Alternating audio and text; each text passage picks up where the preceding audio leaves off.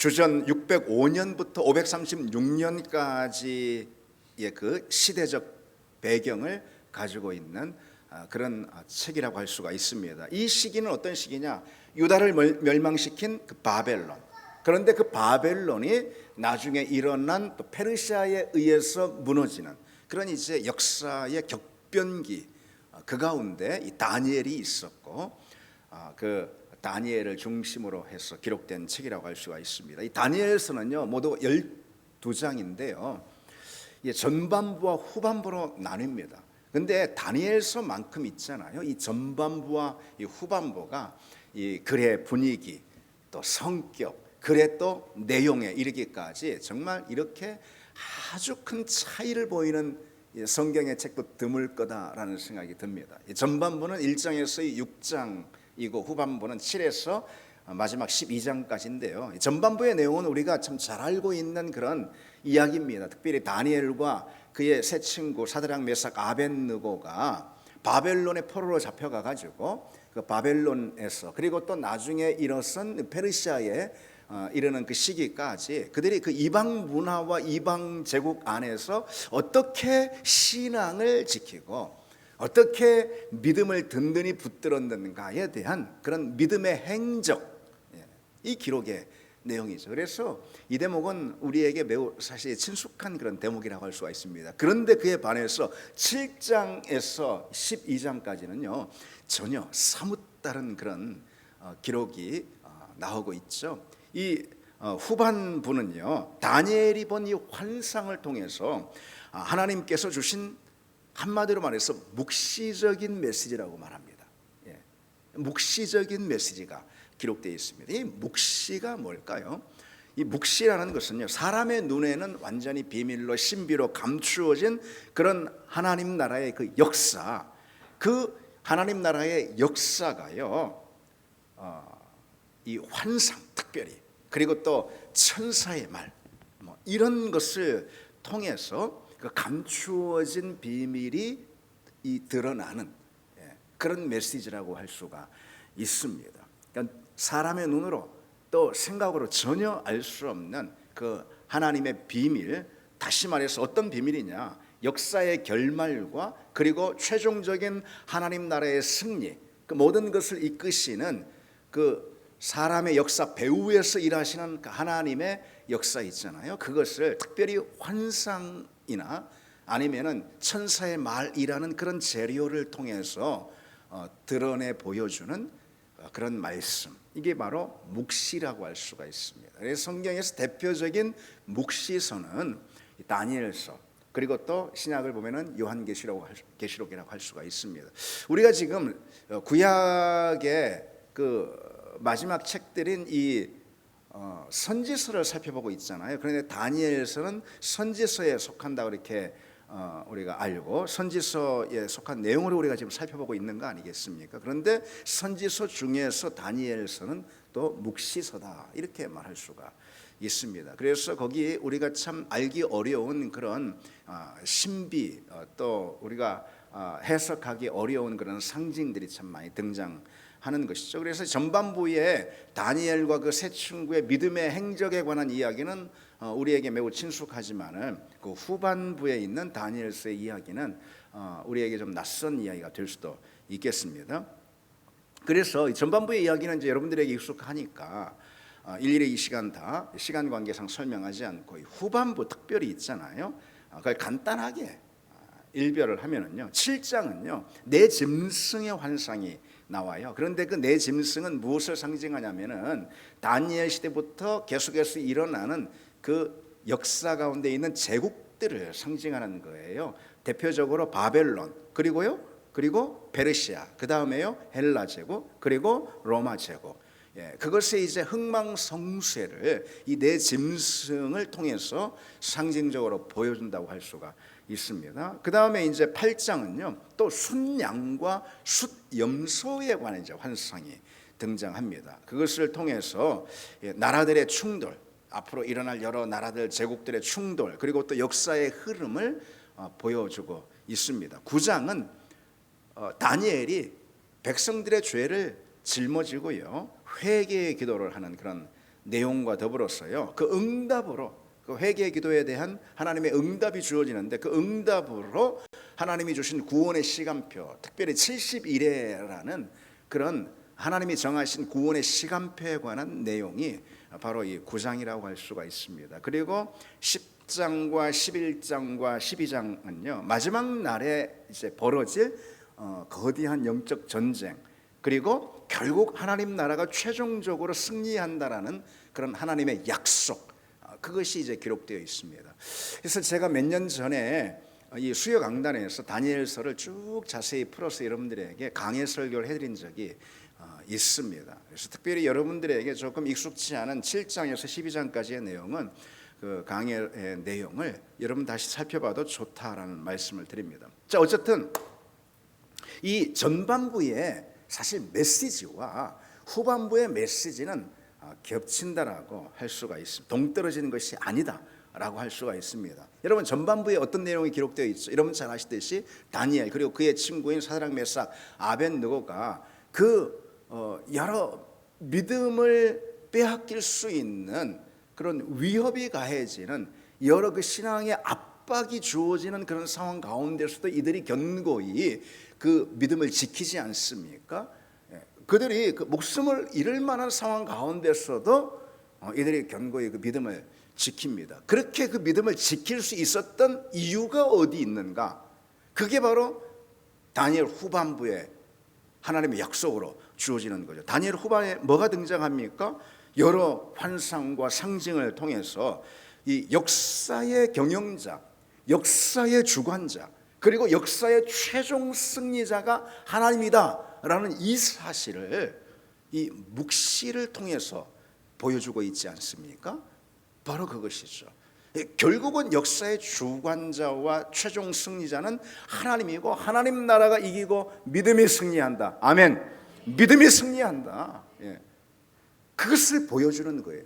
그 약속을 믿고 이 다니엘 1장에서 6장이 전반부에 이 실제적인 역사의 인물들인 다니엘과 그의 세 친구들이 하나님의 그 약속을 믿고 그 위협의 상황, 그 다음에 이방 문화와 제국의 그런 환경 가운데 이들의 믿음을 얼마나 이들이 꿋꿋이 지키는지 보여주고 있는 것이죠. 이들이 정말 답답하고 암담한 그런 상황 가운데서 믿음이 이들에게 선물해 주는 것이 과연 무엇이 있는가라는 그런 의문과 회의가 되는 그런 상황 가운데서 하나님이 과연 계시는가? 그런 회의가 되는 상황 가운데서도 그 믿음을 결코 잃지 않고, 심지어 목숨을 내놓을지언정 그 믿음을 잃지 않고 꿋꿋이 믿음을 지킬 수 있었던 이유가 무엇이냐? 그것은 하나님이 묵시로 보여주신 하나님 나라의 그 역사 비전 때문에 그런 것이죠. 최종적으로 하나님이 이기신다, 믿음이 이길 것이다 라는 그 하나님의 견고한 약속을 붙들었기 때문에 그런 것이죠. 여러분, 우리 역시 마찬가지인 줄 믿습니다. 지금 우리 상황이 답답하고 암담한 것 같고 그리고 불의가 횡행하는 것 같아 보일지라도 역사의 주인은 오로지 우리 하나님이신 줄 믿습니다. 도도하게 이 역사의 주권자가 되셔서 이 역사를 이끌고 가시는 주인은 우리 하나님이시라는 거죠. 하나님의 편에 설 때 우리가 결국은 이기는 줄 믿습니다. 자, 그러면은요, 이 다니엘서에 관한 이 내용은 이 정도로 좀 하고요. 이 다니엘서 이 7장과 12장의 여러 환상과 상징에 관한 내용들을 제가 이 시간에 쭉 풀어서 말씀을 드릴까도 했는데 그러면은 이 시간 자체 이건 뭐 너무 부족하고요. 어차피 다 설명도 안 될 것 같고 하는 그런 생각이 듭니다. 그래서 다니엘서 전체가 우리에게 주는, 오늘 이 시대 우리에게 던져주는 메시지 있죠. 그 메시지를 오늘 살펴보는 그런 시간으로 좀 가져보려고 합니다. 이 다니엘서를 통해서 오늘 우리에게 주는 신앙의 교훈이 무엇일까요? 먼저 이 전반부에 기록된 이 다니엘의 신앙을 통해서 우리에게 주는 메시지를, 다니엘의 어떤 믿음의 행적, 이걸 통해서 우리에게 주는 메시지를 좀 살펴보고, 다니엘서 전체, 특별히 후반부가 우리에게 보여주고 있는 그 핵심적인 메시지가 무엇인지 우리 간단하게 좀 생각해 보겠습니다. 첫 번째, 다니엘이라는 인물을 통해서 우리에게 주는 메시지. 여러분이 사실 다니엘이라는 인물은요, 우리가 주일학교 때부터도 들었던 그런 인물입니다. 다윗과 더불어서 그렇잖아요. 많이 들었던 그런 인물입니다. 그래서 이 다니엘이 우리에게 주는 그런 신앙의 메시지는 참 다양하고 많다라고 할 수가 있습니다. 특별히 그럼에도 불구하고 이 다니엘이라는 인물이 우리에게 주는 중요한 메시지는 다른 거라기보다도 뜻을 정하는 신앙을 가져야 한다는 거예요. 뭐라고요? 뜻을 정하는 신앙을 가져야 한다는 거죠. 여러분, 우리가 잘 알듯이 다니엘은요, 바벨론 왕궁에 끌려갔습니다. 사실 이제 느부갓네살이 그 예루살렘을 침공하죠.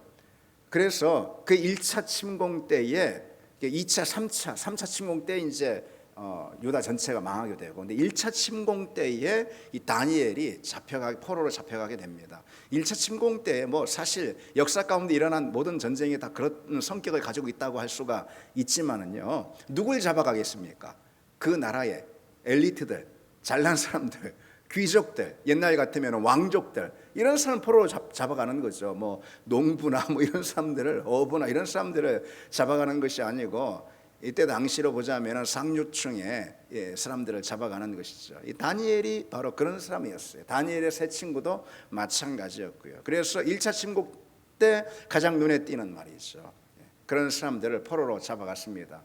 근데 이 바벨론은요, 뭐 여느 그 제국들도 그런 이제 정책을, 식민 정책을 펴지만은요, 그들을 잡아가서 옥에 가두고 뭐 고문하고 뭐 이런 게 절대로 아니고요.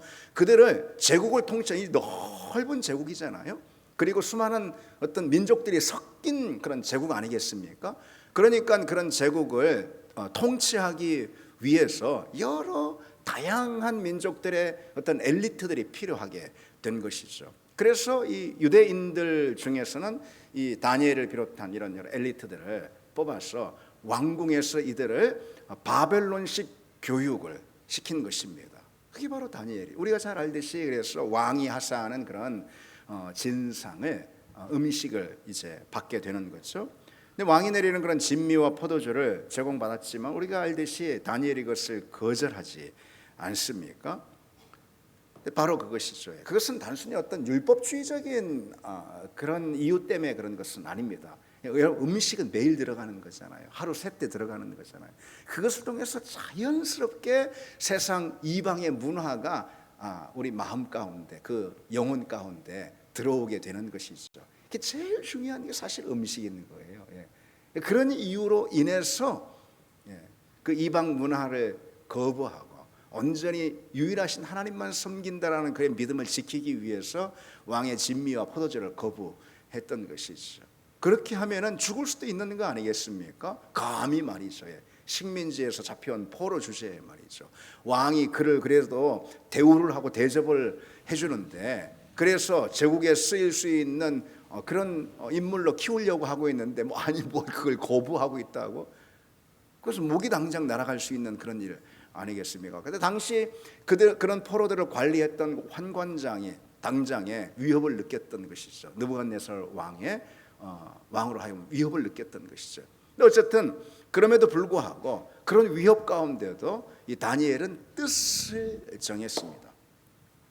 그런데 여러분, 우리가 모든 것은 뜻을 정해야지, 우리가 부족하고 연약하지만 나의 의지를 확정해야지 하나님이 그 가운데 일하시고 도우신다라는 이 사실을 우리가 여기서 발견할 수가 있습니다. 우리가 뜻을 정하는 것은, 여러분, 우리는 인간이기 때문에 부족하고 흔들릴 수가 있습니다. 그렇지 않습니까?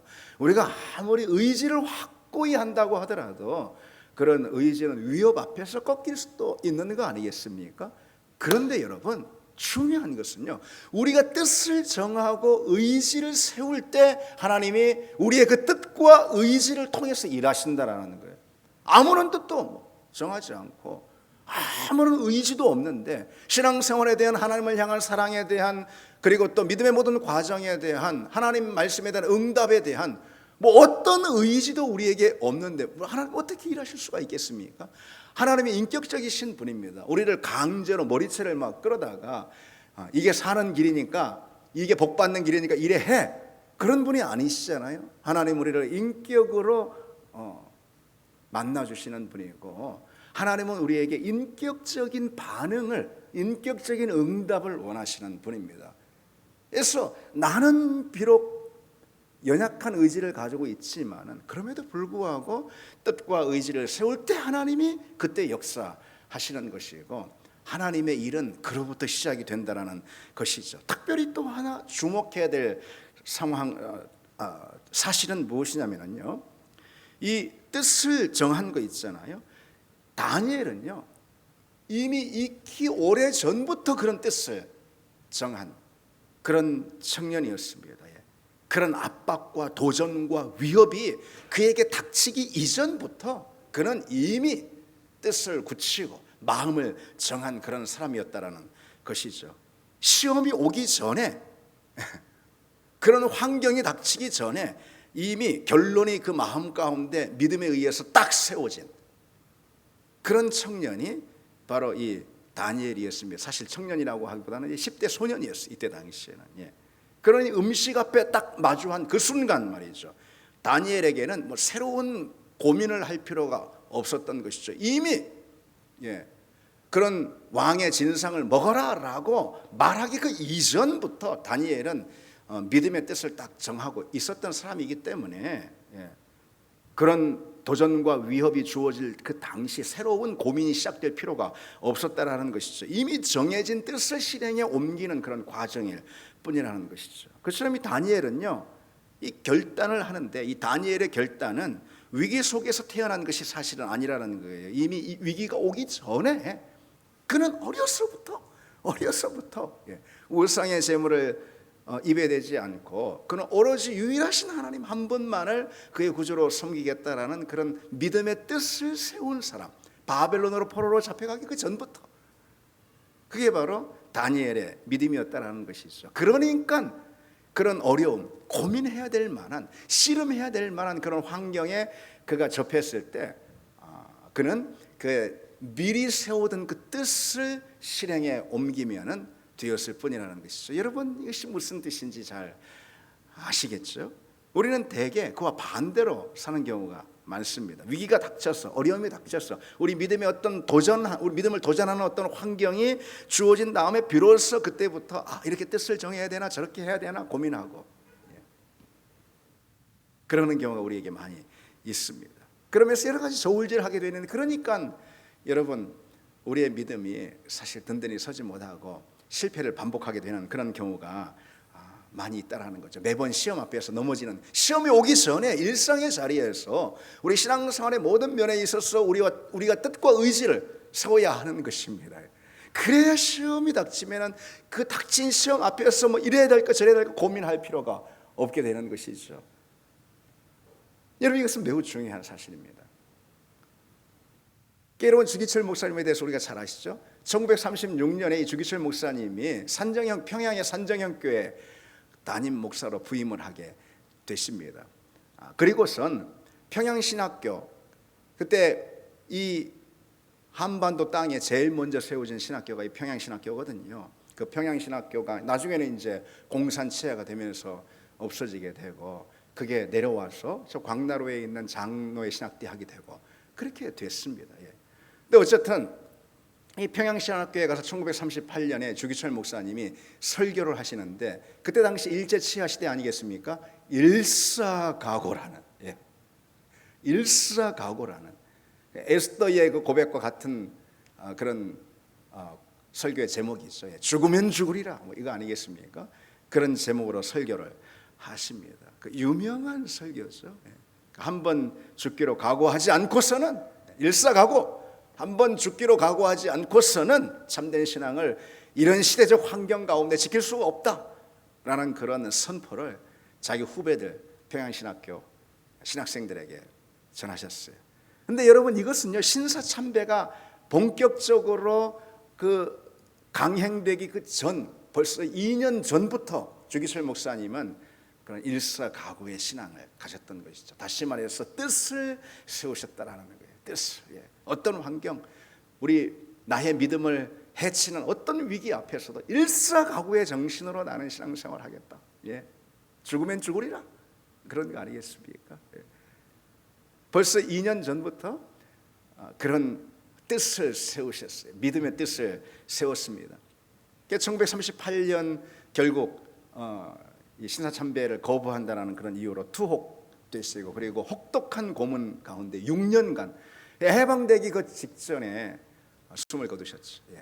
6년 동안 혹독한 그런 시련을 겪으셨지만은 결코 그 뜻을 꺾지 않으셨어요. 그가 그것은 강했기 때문이라기보다도요, 그의 믿음이 강해서라기보다도요, 그의 의지가 강해서라기보다도요, 이미 그 의지를 오래전부터 세웠기 때문에 그런 거예요. 여러분, 이게 중요합니다. 이미 그 뜻을 오래전부터 일사각오라는 뜻을 세워뒀기 때문에 그런 거예요. 그래서 그에게 남은 일은 다만 그 뜻을 지금 변함없이 중단 없이 지켜가는 것일 뿐이라는 것이죠. 지금 뭔가 신사참배를 하냐 마냐 뭐면서 지금 그러면 뜻을 정해야지, 의지를 세워야 돼요. 안 되는 거예요. 그래서 당시 주기철 목사님 주변에 수많은 동료 목사님들이 다 꺾인 거 아니겠습니까? 애초부터 믿음이 없어라기보다도 애초에 믿음에 대한 분명한 뜻을 세우지 않아서 그런 것이죠. 여러분, 우리가 뜻을 세우고 있습니까? 우리 일상의 자리에서 여러 우리 믿음의 위기와 어려움과 또 도전이 주어지고 또 시험이 주어지고 유혹이 주어질 수가 있잖아요. 그 전에 우리 일상의 자리에서 여러분, 우리는 뜻을 세워야 하는 줄 믿습니다. 예배에 대한 뜻, 분명한 뜻을 세워요. 우리 교회 그런 성도들 많습니다. 저한테도 그런 얘기 하시는 분들 여러분 계셨어요. 52주, 1년이 52주잖아요. 52주 예배는 내 진짜 빠지지 않고 뜻을 정하는 거 아니겠어요? 미리 작년부터 2025년부터 뜻을 정해서 2026년 그 뜻을 실행해 가는 거예요. 준행해 가는 거예요. 예배에 대한 뜻인 것이죠. 기도에 대한 뜻도 마찬가지인 것입니다. 그것이 여러 시행착오 우여곡절을 겪을 수가 있어요. 뜻을 정한 처음에는. 그러나 그것을 준행하고 실행하고 또 기도하고 뜻을 다시 세우는 그런 과정 가운데 그 뜻이 굳건하게 서게 되고, 그러면은 어느 순간에는 그 어떤 어려움에도 그 뜻이 흔들리지 않고 그 의지가 꺾이지 않는 것입니다. 기도에 대한 여러분 뜻을 정하시기 바랍니다. 수요 기도회 좋습니다. 아이와 함께 내가 나오리라. 집에 있어도 어차피 잠도 안 자니까요. 나오리라. 뜻을 정하는 거예요. 새벽에도 마음 불편하지 마십시오, 여러분. 불편하라고 하는 거 아니니까. 새벽에도 내가 한 주에 한 번은 내가 뜻을 정해서 기도의 자리에 나오리라. 이렇게 하시는 것입니다. 11조 생활 어려울 수 있어요. 상당히 어려울 수 있어요. 11조 생활이. 그러나 여러분, 뜻을 정하고 준행하고 또 준행하고 부딪히고 또 부딪히는 것입니다. 그러면은 여러분, 그 뜻이 꺾이기가 더 힘들어지는 거예요. 그러니까 모든 것이 다 그래요. 예배든 기도든 그리고 우리 신앙의 모든 헌신의 내용이든 모든 것이 다 그렇습니다. 그런 여러분들 되셔서 여러분이 정하신 그 뜻, 물론 우리의 뜻은, 우리 인간의 뜻은 연약해요. 쉽게 꺾일 수도 있어요. 그러나 하나님이 그 뜻을 통해서 일하신다는 이 사실만큼은 분명합니다. 하나님이 일하실 줄 믿습니다. 두 번째로 이 다니엘서가 우리에게 보여주는 믿음의 메시지가 무엇이냐? 상록수 신앙을 가져야 한다는 거예요. 우리 같이 한번 해보실까요? 상록수 신앙이 되라. 그렇습니다. 상록수 신앙이. 다니엘은요, 주전 605년 바벨론의 느부갓네살 왕이 예루살렘 침공했을 때 아까 말씀드렸듯이 1차 침공이에요. 그때 10대 소년의 나이로 바벨론에 끌려갔습니다. 이후 이 다니엘은 바벨론 제국이 페르시아 제국에 의해서 멸망하고, 그리고 그 이후로도 한참 지나서 고레스 왕의 시대까지 이 다니엘이 생존하고, 생존뿐만 아니라 거기서 최고위직, 오늘날로 보자면 국무총리 같은 최고위직에 그가 봉직했던 걸 볼 수가, 참 이게 놀라운 사실입니다. 역사 가운데 이런 사례가 있을까? 세상 역사 가운데, 온 인류의 역사 가운데 참 이런 사례가 있을까 싶을 정도로, 아마 전 찾아보지 않았지만 이런 사례는 없을 것 같아요. 상식적으로 봤어요. 다니엘은 10대 소년의 나이로 끌려가 가지고요, 바벨론 제국부터 시작해서 이제 왕조만 바뀐 게 아니고 왕만 바뀐 게 아니고 제국이 바뀌어 버렸어요. 바벨론 멸망시키고 페르시아 제국이 세워졌잖아요. 그리고 또 페르시아 제국에서도 왕이 또 바뀌어요. 왜? 그럼에도 불구하고 그 긴 기간, 무려 70년입니다. 10대 때 끌려가서 80이 훨씬 넘는 그 나이에 이르기까지 자기 나라도 아니고 그 자기 나라를 무너뜨린 이방 제국, 그 이방 제국을 무너뜨린 또 다른 이방 제국에서 그가 최고위직으로 봉직한 것을 볼 수가 있습니다. 그 기간 또한 놀라운 것은 단 한 번도, 그 이방 제국이고 우상의 제국 아니겠습니까? 이때 당시에는 다 신들의 나라인 거예요. 신들의 나라. 예. 이스라엘이 여호와 하나님의 나라인 것처럼 마찬가지인 거예요. 마루두개 나라인 거예요. 바벨론은 마루두개 나라, 이 신들의 나라. 그럼에도 불구하고 그가 그 오랫도록 최고위직에 봉직할 뿐만 아니라 그의 믿음이 그냥 그가 일반 범부가 아니고 제국의 최고위직이잖아요. 그러니 그 믿음이 얼마나 흔들리는 위협이 되는 그런 상황들이 얼마나 많습니까? 실제로 다니엘서 통해 우리가 보지 않습니까? 그런 상황에 임에도 불구하고 그 믿음이 견고히 흔들리지 않는다는 거예요. 참 이것은 여러분 놀랄 만한 것입니다. 놀랄 만한 것입니다. 여러분 생각해 보시죠. 그 70년간 제국이 바뀝니다. 왕조가 바뀝니다. 여러 왕, 다니엘이 섬기는 왕만 해도요, 여러 왕들이, 느부갓네살 왕도 있고 벨사살도 있고 다리오도 있고 고레스도 있고 여러 왕들이 바뀝니다. 왕들은 바뀌고 제국은 바뀌지만 다니엘은 여전히 견고하게 서 있습니다. 그러면서 중요한 것은 무엇보다도 그런 모든 것이 바뀌고 세상이 변하고 하는데 여전한 것이 있습니다. 상록수처럼. 무엇이 여전합니까? 다니엘의 믿음이 여전하죠. 예. 우리는 흔히 막 뜨겁게 타오르다가요, 세월이 흐르면서 점점 그 타협하고, 점점 그 꺾이고, 여러분 강줄기가 이렇게 흐르잖아요. 빤듯이 흐르는 강줄기 하나도 없잖아요. 그것처럼 타협하는 거죠. 이리 타협하고 저리 타협하고 계속해서, 그런 것입니다. 그러나 다니엘은 그야말로 상록수 신앙입니다. 10대 어린 때에도, 그리고 80이 넘은 이 나이에도 전혀 변한 것이 없습니다. 여러분이 한결같은 믿음, 제가 이 강단에서 종종 사실 강조하는 내용 아니겠습니까? 한결같은 믿음, 그게 여러분 진짜 믿음입니다. 뭐 대단한 신앙을 갖는 것보다도요, 뭐 대단해봤자 뭐 얼마나 대단해요. 그보다도요 한결같은, 변함없는. 왜? 우리 하나님이 변함없으신 분이기 때문이죠. 그래서 우리 하나님은 누구보다도 변함없는 사람을 사랑하시고 그와 함께 하시고 또 그에게 하나님의 일을 맡기신다는 거죠. 그런 상록수 신앙은 여러분 우리 인생을 또 상록수 인생으로 만들어간다는 사실을 알아야 합니다. 상록수 신앙이 될 때 우리 인생도 변함없는 상록수 인생이, 늘 항상 꽃이 피고 또 아름다운 열매를 맺는 그런 상록수 인생이 될 수 있다는 것이죠. 하나님은 다니엘의 그 상록수 신앙을 보고요, 다니엘을 10대 소년부터 해서 왕이 바뀌고 왕조가 바뀌고 심지어 제국이 바뀜에도 불구하고 다니엘을 끝까지 사용하시잖아요. 그렇죠? 이런 사례가 있을까요? 아까도 말씀드렸듯이 있을 수가 없어. 있을 수가. 지금도 그렇지만은, 이 고대 시대에는요, 얼마나 제국이 바뀌고 왕조가 바뀌고 하면은 얼마나 그 안에 궁중의 암투가 있고 거기에 고위직을 가지고 있던 사람들은 뭐 단칼에 쳐내지고 삼족이 심지어 멸해지고 뭐 이런 일이 다반사지 않습니까? 그러나 다니엘은 누구도 못 건드려요.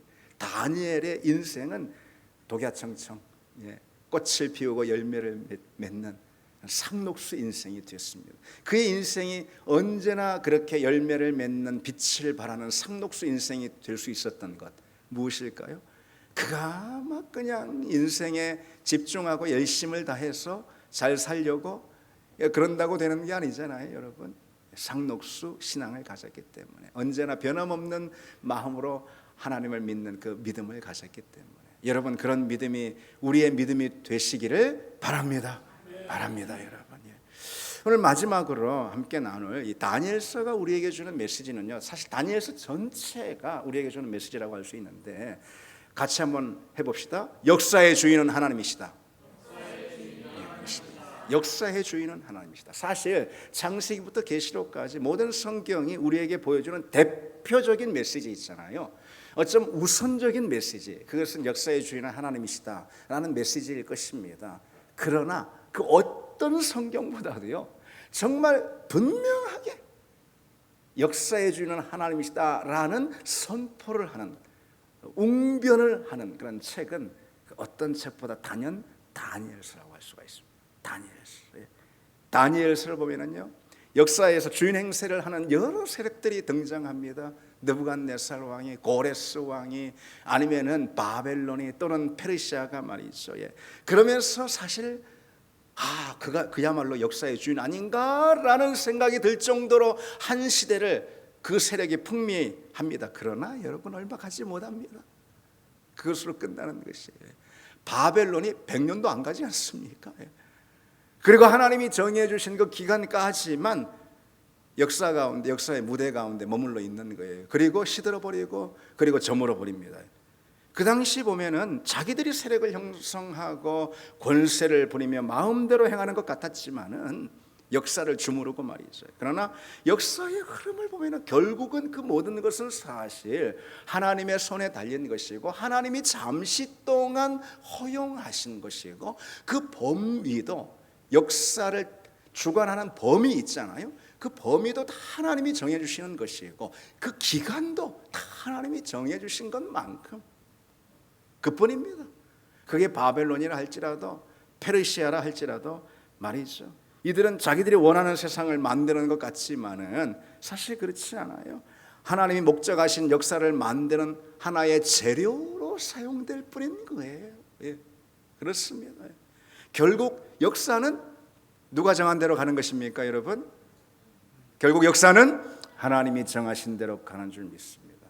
내 인생도 그렇지만은 역사는 하나님이 정하신 대로 가는 겁니다. 역사의 주인도 하나님이시요. 아멘. 역사의 경영자도 하나님이시요. 역사의 최종적인 승리자도 하나님이신 줄 믿습니다. 누구 편에 서야 되겠습니까?